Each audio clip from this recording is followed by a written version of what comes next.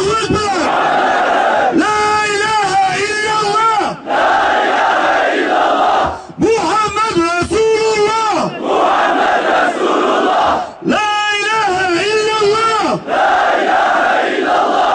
Muhammed Habibullah. Muhammed Habibullah. La ilahe illallah. La ilahe illallah.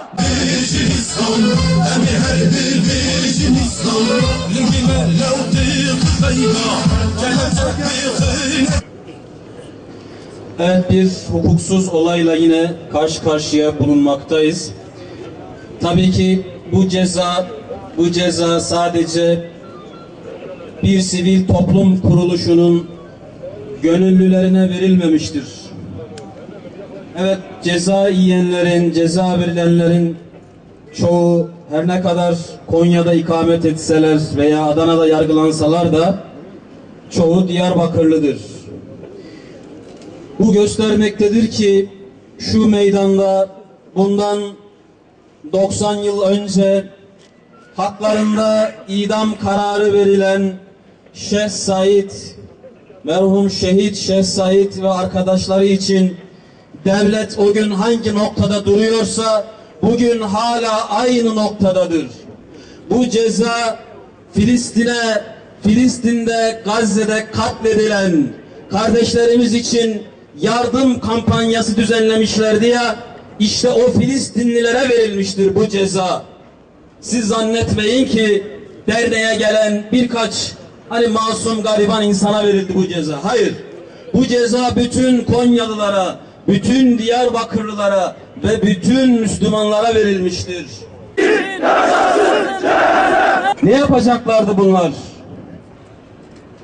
Mahallelerinde fakirler, muhtaçlar bulunurken evlerinde mi oturacaklardı? Veya sokaklarında gençler uyuşturucunun, ahlaksızlığın müptelası olurken evlerinde mi oturacaklardı? Kur'an yakılırken sessiz mi kalacaklardı? Filistin'de kardeşleri katledilirken sessiz mi kalacaklardı? Burada yargı eliyle yapılan bir haksızlığı ve zulmü basın açıklaması ile 45 STK adına kınamak amacıyla toplanmış bulunmaktayız. 2007 yılında Konya merkezli olarak gerçekleştirilen sivil toplum kuruluşları operasyonu ile ülke çapında mustazaf der üye ve gönüllülerine yönelik haksız operasyonlar yapılmıştır.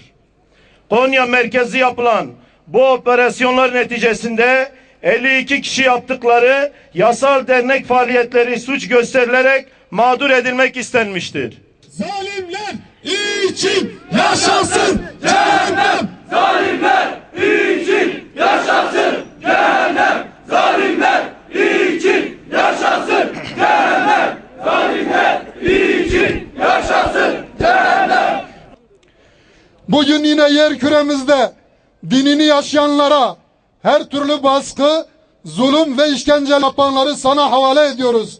Zalimleri kahhar sıfatınla kahru perişan eyle. Amin. Onları rezil ve rüsvay eyle. Amin. Zalimler için cehennemini bir kat daha kızıştır ve yaşat. Amin. Ey sabır olan Rabbimiz! Ceza alan kardeşlerimize, daha önce zindanları yaşayanlarımıza, muhaceretleri yaşamak zorunda kalanlarımıza ve ailelerine sabrı cemiller ihsan eyle. Amin. Ve hayırlı kapılar açarak vuslata erişmelerini sağla ki şimdiye kadar ayrılık içerisinde yaşadıkları bayramları gerçek bayramlara dönüşsün. Amin. Ve ahir davana elhamdülillahi rabbil alemin.